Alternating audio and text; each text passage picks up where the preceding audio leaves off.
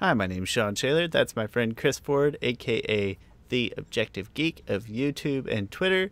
And we are talking about Book 2 Spirits, not Book 1. I copy and paste these PowerPoints so that typo is technically still the same typo as last time, not a new typo.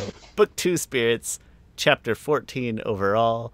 It's called The Southern Lights, second episode in this season, if you will. But before we get to that, Chris, how are you?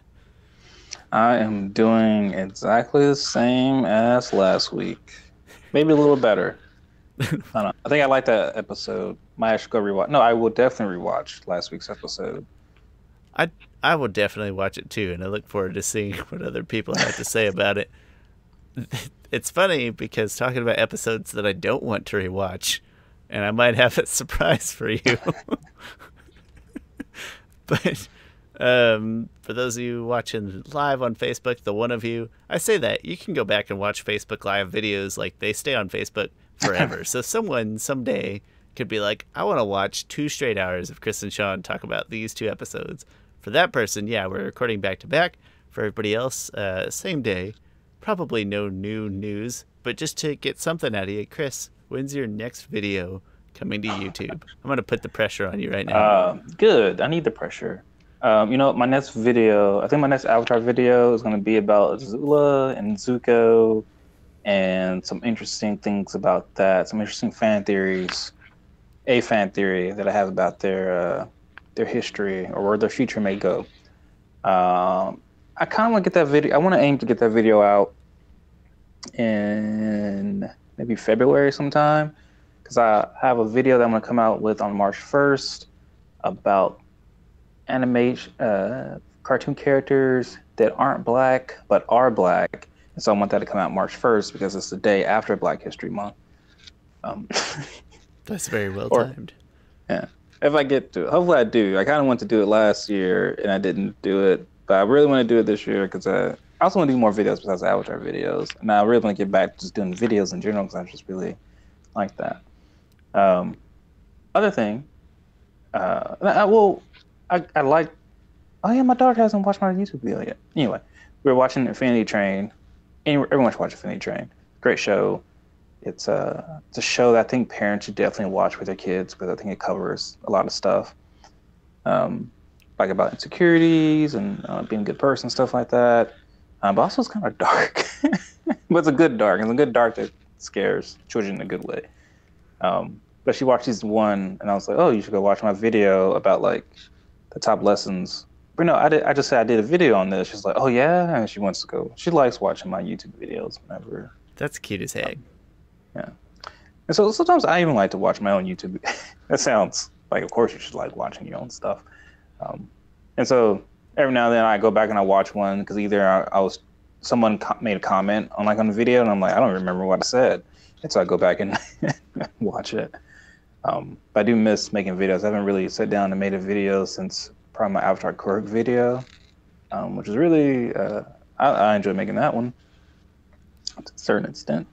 But I do want to make some more. So the plan is get the Zula Zuko video out mid-February, and then do cartoon characters that weren't black, but black. I don't know what I'm gonna title it yet, but characters like Piccolo from Dragon Ball Z, or what other characters? Characters who I just thought were black, or who I Like personified as black, or yeah, or like, so Dave Chappelle had this. You ever see the Dave Chappelle skit called like the racial draft? I'm sure I have. I feel like I gobble up everything Dave Chappelle as soon as I see it. But yeah, it was pretty much like, all the races had a draft. They had to draft people who were like either myths or or maybe they at a certain race or whatever. And so like the black people had the number 1 draft, and then like most Deb gets on as like this guy's like, we are the black delegation had decided to draft Tiger Woods. And so, so it's kind of like you might see every now and then like people on Twitter saying like, oh yeah, the black delegation drafts this so-and-so person because they simplified this or whatever. That's good. Certain. It sounds vaguely familiar, but if I have seen it, it's been a while. Is that an older one by any chance? Oh, that might have been like episode 2 of Chappelle's show. It was early on. I'll have to go dig that up. That sounds amazing. And of course, you draft Tiger Woods. That's and then they do like sports, like the sport draft. Like they had commentary beforehand, be like, oh yeah, it's the black part coming up, and they might draft Yao Ming. He's been hanging around a lot of black athletes lately and stuff. Don't know if they're rubbing off on him.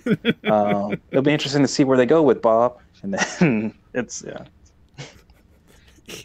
definitely worth a watch. But every now and then there's a character that the black delegation draft or me just as a black person is like, I'm claiming that person. That person's black.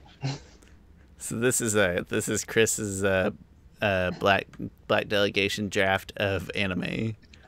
Animation. Pretty much. And a lot of it is some of it is characters that I just thought were black. Like I thought Two-Face in Batman the Animated Series was black because he had like a certain light skin tone, and for black people it'd be a light skin tone. And my mom, her skin tone is like very light, and so like a black person having a very light skin tone is normal to me. He had this really dark, deep voice that was very reminiscent of that guy from Candyman. You ever seen that movie? The one with Tony Todd in it. Yeah. Yeah. So Harvey Dent kind of has that voice, and so I put two and two together. Also, he has like a fro, sort of, but it's not really a fro. Now that I look at it more and more, so I never thought I'd see the day where Candyman series was referenced on the show, but it makes sense here in context. Oh, and also that's got a lot of important racial messages in it as well. Yeah. And also, Billy D. Williams played Harvey Dent in Batman '89, and so in my head it was like, oh well, Two-Face in Batman the Animated Series is a black guy, which also put in my head that he dated Poison Ivy for like an episode. That was like the first multiracial couple I saw, but turns out it was just two white people.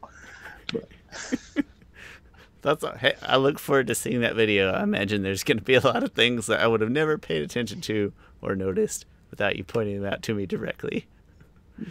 Also, I'm excited to watch that Dave Chappelle skit. Yeah, go watch it. So that one mid-February, or no, I'm sorry, that one March 1st. Mid-February is Azula and Zuko. Yeah. Yep, that's what I'm shooting for.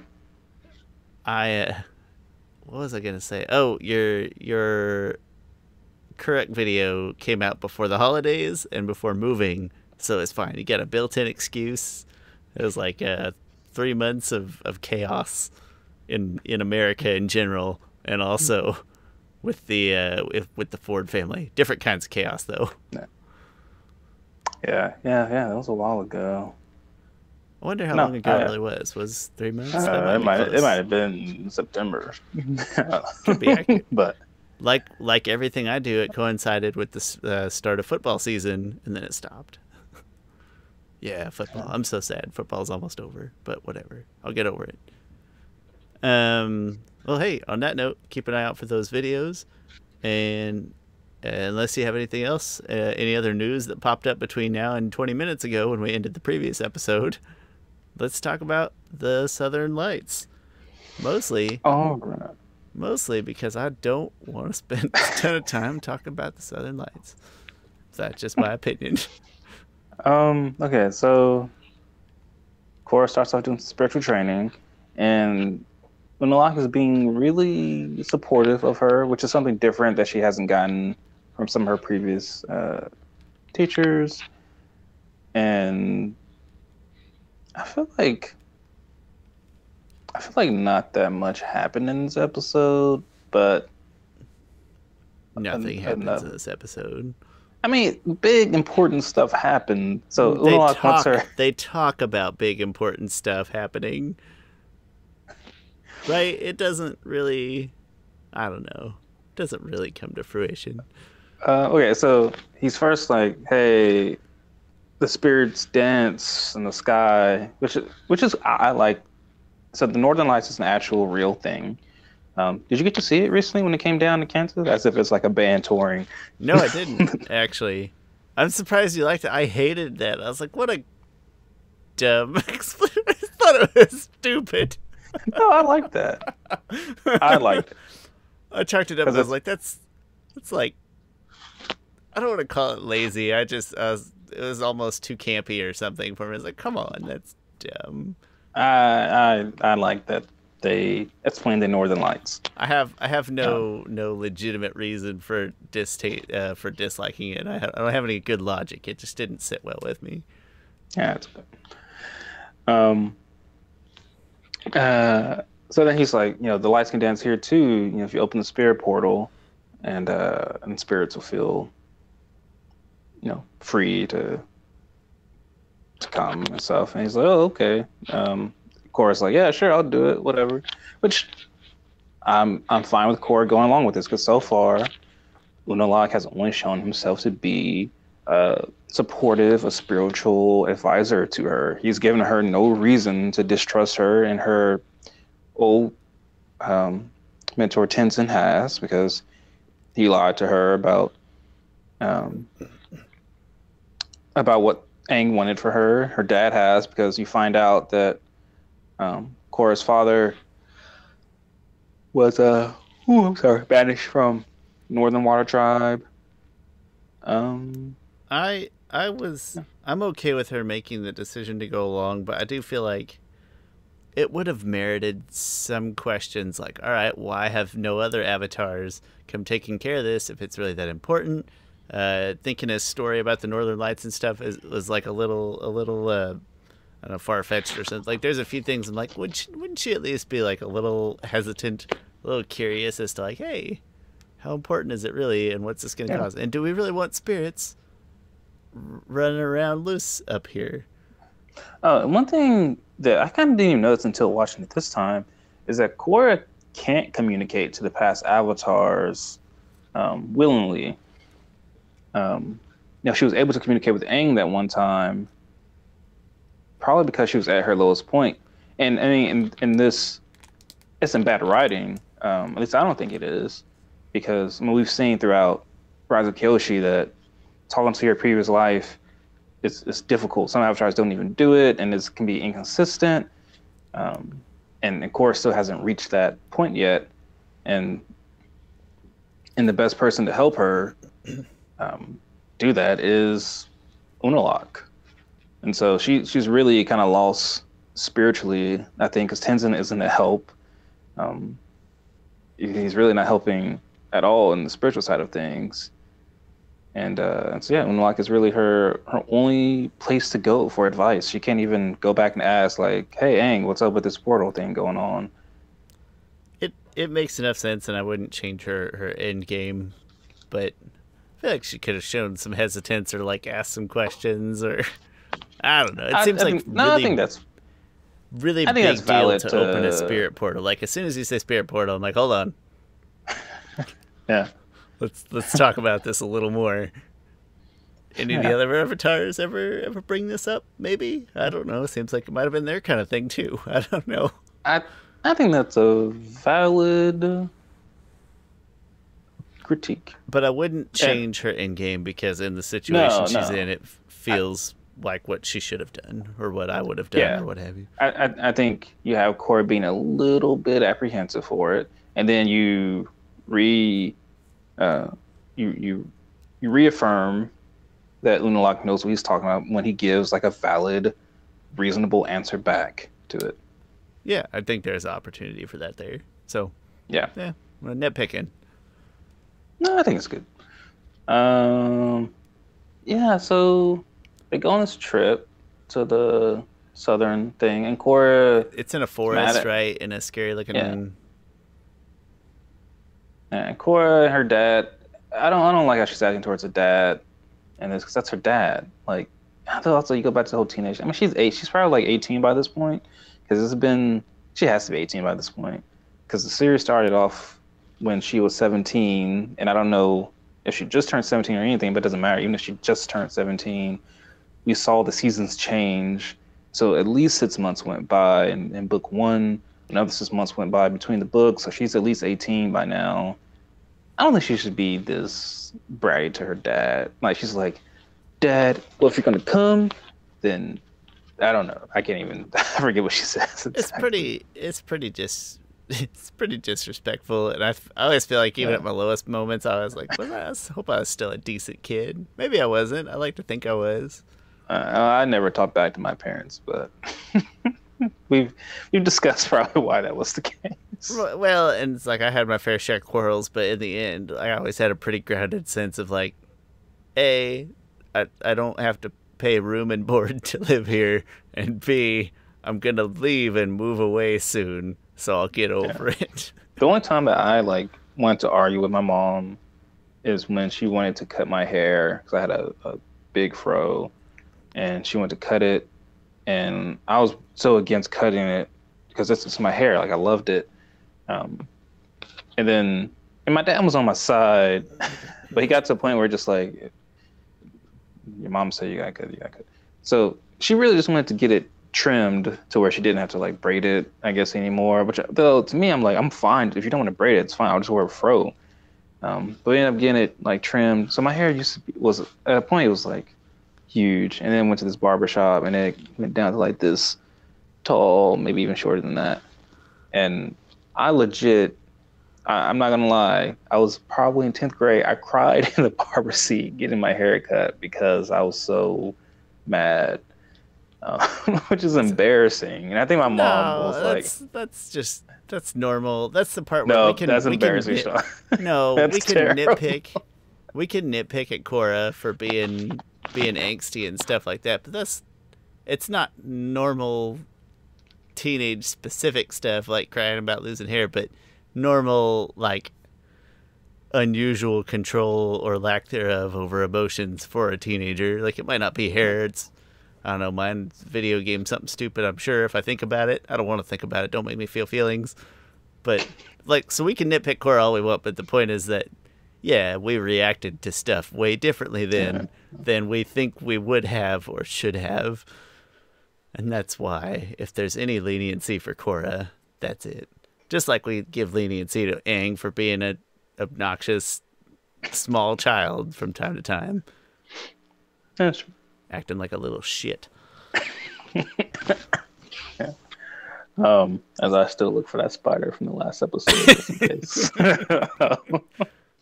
If you didn't watch last week's episode, go back and watch like 10 minutes in, give or take. 10, 15, something like that.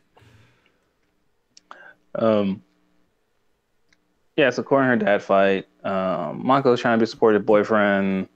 They get in a little argument because Korra's like, whose sides are you taking and stuff. And that's, again, that's annoying to me, but that doesn't, I don't know, betray the character. Like her relationship with Mako. To me, relationships are messy, and oftentimes they defy logic, and how you react and your emotions and relationships defy logic. So to me, that's not even bad writing or anything. That's just, in fact, it's probably good writing that they have these fights. Just irksome. Yeah. Then Korra makes her dad leave, which is understandable because the spirits keep attacking because of him. Well, to her perception, it's because of him. It's probably Unalaq having them attack. And they're probably like, yeah, sure, it's fine. I mean, Unalaq can just make them probably attack them.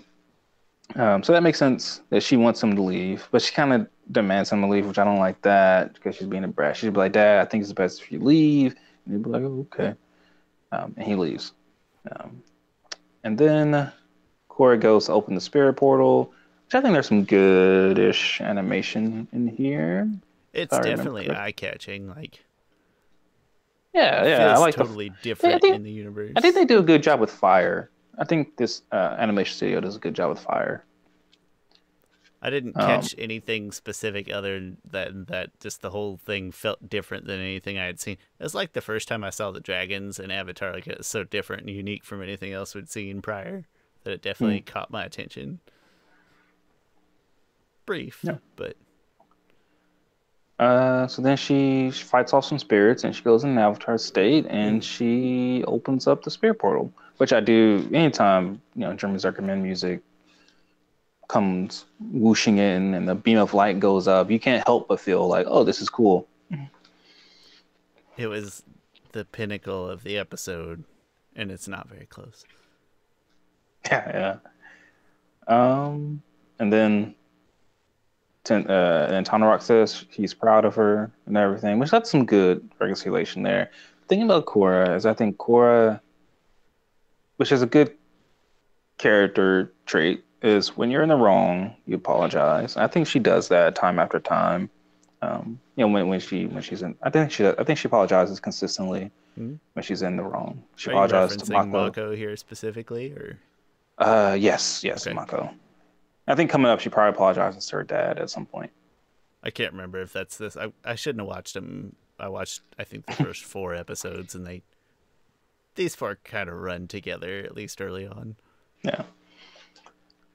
And then Unalaq is, proud of her and everything. And then they go back, and it ends with Unalaq's forces coming in, which is almost too abrupt. Like, Unalaq was kind of in that phase of like, all right, I don't trust him, but maybe he's okay, but maybe he's not. Like, you were kind of 50-50. And once his forces come in, you're like, all right, I'm 85% sure this guy is a villain. I was going to go even more and say, I trusted him more than 50-50 up to this point. Like, even with the questions, it could have just been ignorance or biting off something bigger than he can chew or whatever. I don't know. Like, I would have trusted him up to this point, but then as soon as you see those ships, you're like, all right, that's a long way away. You've been thinking about this. You've been planning this, yeah, for a while. It is very stark, and it kind of turns your tone toward him immediately. Like, all right, you're a douchebag. Yeah. Not a fan anymore. In an instant, you're just fine with him. Literal a minute ago, real time. Mm-hmm. And it's also kind of anticlimactic in that sense, too. Like, when you lose your trust in somebody, you don't want to be because he sees some ships coming up and that's it. I don't know. That's a good point. Yeah, I don't know how they could have. I can't think of a better way to do some shock reveal or something like that. Like in book one, for the longest time, Tarlok was someone that you could somewhat trust to do be on the right side. You had your reservations about him, but he felt like a good dude. Yeah, and then it's not a shock, but then he turns and the fight happens.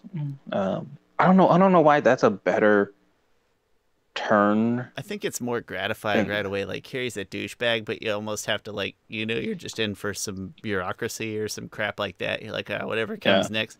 They're not attacking her. They're just parking out there. You're like, anything that comes next is going to be some political crap. Yeah. I don't know. It just doesn't feel like a good payoff for what should be a pretty big turn, a big Shyamalan twist. I think you're right. I just can't think of how to do how they would do it better. What if they had gone back and they'd not seen the ships, but then they went in the palace and all these guards were there and the throne was empty and he just went up and sat on it. Yeah. And like, oh snap! I guess the real turn comes when Korra comes later in the season, when everything gets reaffirmed to the viewer that Unalaq is plotting something nefarious, but right then at the end of this episode, we know he's an antagonist. We're 95% sure, even though I just said 85, I raced into 95. And so anything after that, it's not oh man, for the character, for Korra, it's oh man, Unalaq's been doing all this, when we as a viewer, and that's the thing, is that as a viewer, you never want to feel like you are outsmarting the main character. You guys should be in the same pace, right? You learn something the same time they learn something, or you come to conclusion the same time they do. And so. And this, it just makes you mad at Korra here because you just. You're like, come on, Korra, you got to get. Even though it's understandable that. To me, it's still understandable that Korra is still a little.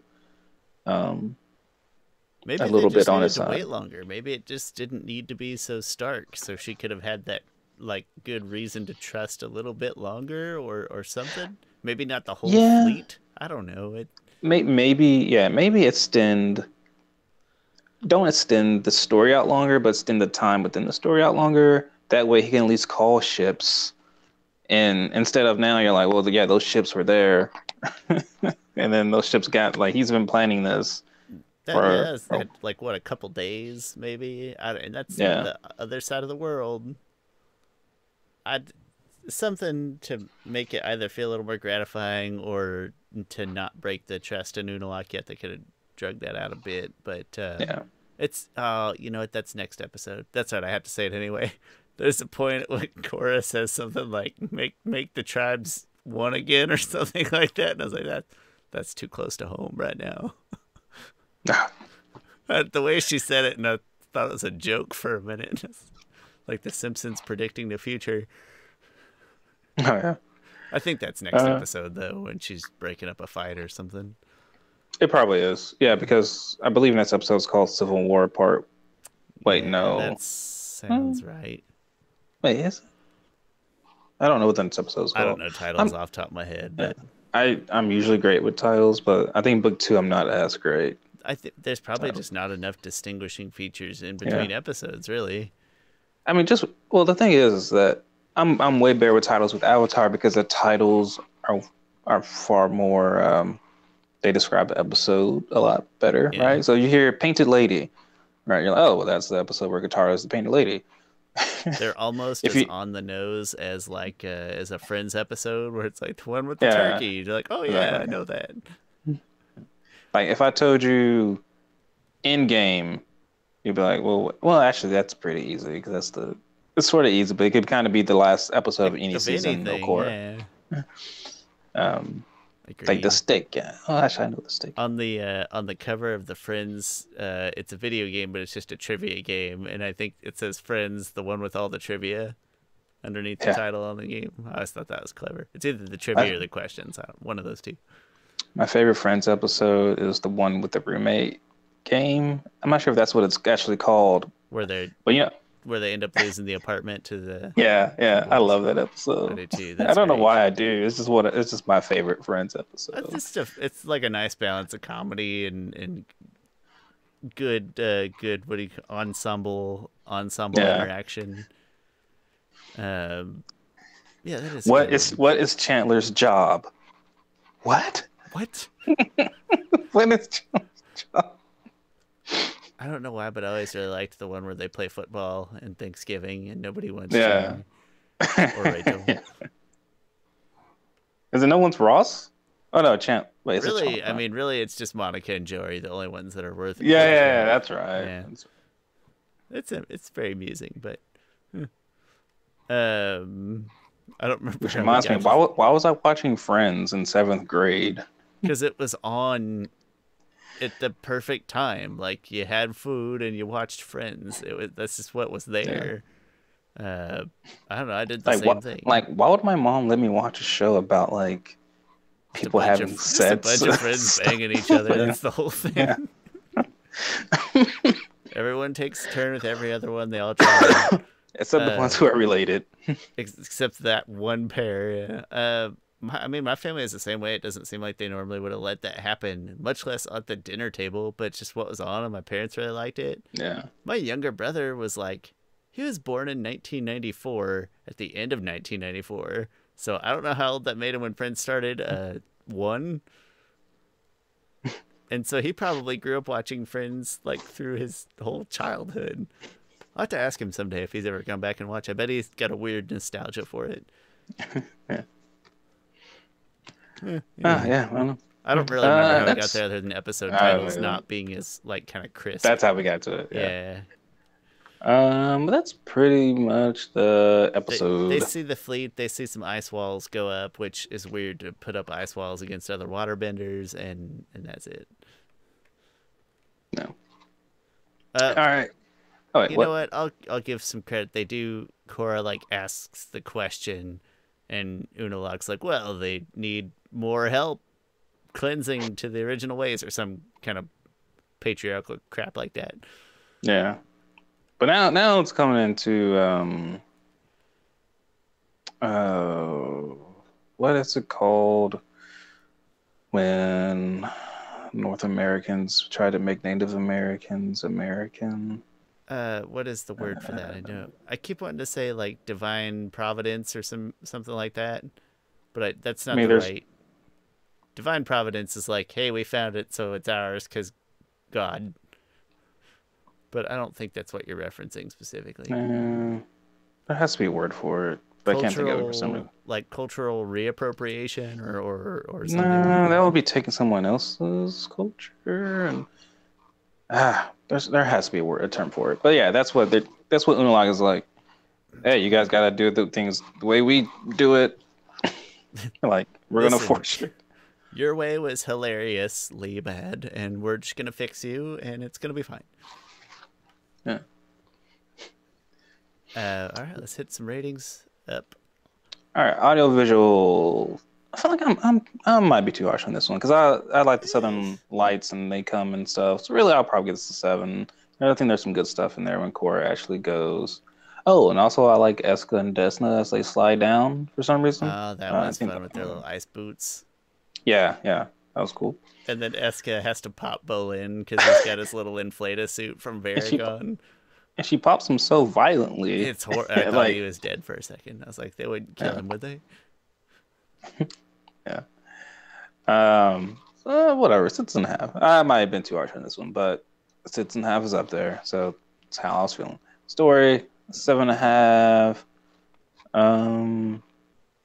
Was Tenzin and no, they weren't in this episode, were they? If there's wait. a side, if there's No, a parallel, they were. I forgot about that. It's just them like traveling or getting to the air temple. No, they were at the air temple because I think not Vacation Tenzin yeah. is next one. I think this one they just talk about Vacation Tenzin. I don't think they get No. to that till the next one. No, they talk about Vacation Tenzin when they're at the Water Tribe because when they had that dinner in episode 1, because Kai and Boomy are like, oh, we get to see Vacation Tenzin. And then, but this episode, they're at the Southern Air Temple because it has all the statues. And I do like the part where where Boomy and Kaya are getting off the bison. They got to carry their own luggage. And one of the air acolytes there, like, they're like, hey, we could use your help. And then they're like, oh, we thought you were the help. And they're like, no, we're Avatar Aang's children. And then she's like, Avatar Aang had more children? There's more air nomads in the world? No, we're not airbenders. She's like, oh, I'm sorry. The thing is, her sorry was almost like, not I'm sorry for rude. It was a rude being rude. It's like, I'm sorry that you're not an airbender. I could have sworn that was next episode. I thought this episode. I thought they were maybe it's the same one in this one here where Tenzin's naming off all these vacations he got to do, and they just keep reminding him, like, yeah, we weren't there because that's the next episode. That's the next. Damn it, getting them mixed up. Okay, that's okay. Because in this one, Jinora, she looks at Avatar Aang's statue, which is really cool. It's really great to see Avatar Aang again. Just cool to see a statue of him because you're right. That's like one of the first places we go in the original series was the Southern Air Temple, and to see Aang's statue there was pretty cool. But then something just guides her to Avatar Wan's statue, which at that point we have no idea what the heck it is. It's just a statue of a random avatar that's like way in the back that looks kind of decrepit. And then when Korra does open the spirit portal, his statue glows. So that's pretty much what happens there. Getting my episodes mixed up then for sure, but yeah, definitely joked about Vacation Tenzin and what you said. Okay, next episode they start making fun of him at Tenzin and reminding him that Aang may or may not have been a crap parent. Yeah, more to I believe debate it was next time. Memorable, gave it a 6. In retrospect, I'll probably give it a 6.5 just because I like seeing them in Southern Air Temple because I kind of forgot about that. Well, that's the idea. You forgot about it. How memorable is it? That's true. All right, this is maybe appropriate. Yeah, these first two episodes, I could honestly probably skip them every rewatch. There's just not, I don't know, there's just not much meat on Yeah. there. So that's 6.9 out of 10. I hope I hope I've proven to people that I'm not completely biased. That's what this season's going to be about. Like, see, treat everybody fairly here. Audio visual, I gave it a 7. The only part that I cared at all for in this episode was the spirit portal opening. The rest, I mean, it was if we did see the air temple, which I didn't remember. I guess that's nice. I don't know. The spirit portal was cool. Everything else was mostly a very bland landscape, very bland forest and icy landscape. Story, there's not much happens here. Just some political carryover, and she opens the spirit portal, and I don't know, that's that. And like I said, I was a little upset with certain facets of it that brought it down. And memorable, obviously, I can't even separate it from the other episodes. You could, if it weren't literally just for knowing that she opened the spirit portal, I mean, then you could almost argue that nothing happened in this episode at all. Maybe the reveal about her father and opening the spirit portal, we could have got those a different way. I don't know. I don't skip episodes, and I don't recommend other people skip these episodes because they're 20 minutes each, but I don't need it. 6.5. That means we're at a 6.8 overall, and yeah, it's not a. Now I do think the season reaches a certain point where Korra stops being annoying to me, and that's to me. It might be episode 3. I'm like, oh yeah, okay. At this point, she doesn't do anything else that's really annoying. She might do stuff that's maybe questionable, but not annoying to me. But we haven't reached that point yet. Next week should be interesting enough because hopefully we can talk about Aang. Aang as a dad and just involve him more in the discussion and break away from the. There's still Southern Water Tribe politics involved, but there's more of a side story in episode 3. So hopefully that's generally more engaging. Fingers crossed. That's all I got. Final thoughts?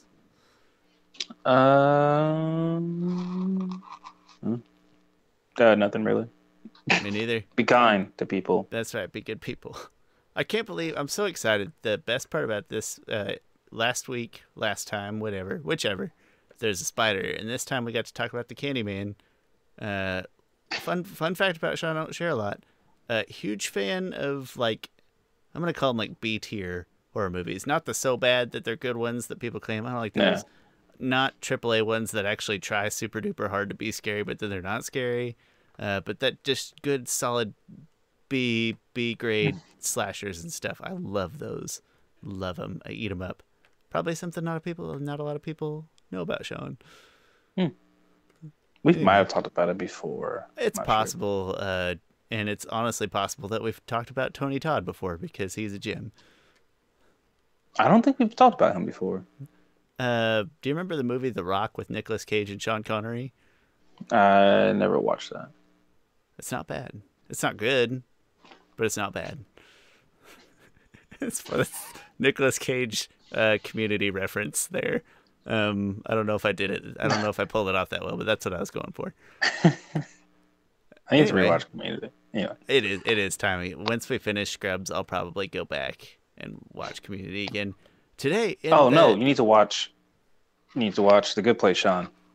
I will tell my wife about that, and there's a chance that if she's super interested, we'll watch that one together, which is fine. That's great, even, but that just means it's much longer until we get there. We're talking like an episode, maybe 4 or 5 a week. But just today, in the episode of Scrubs that we finished on, whatever that one I just told you about, there's a little other doctor in the fellowship program. His name is Charlie, and for a good solid 2 minutes, I thought he was the dean. He's not. It's a different guy, but he had me convinced. His name is Charlie. Just okay. Just give him a quick Google, and you'll kind of hear his voice in your head, I think. I had to Google it to believe that it wasn't the same person, and it's not. I was totally wrong. It's not Jim. I should know his name because I'm a big fan Parson? of it.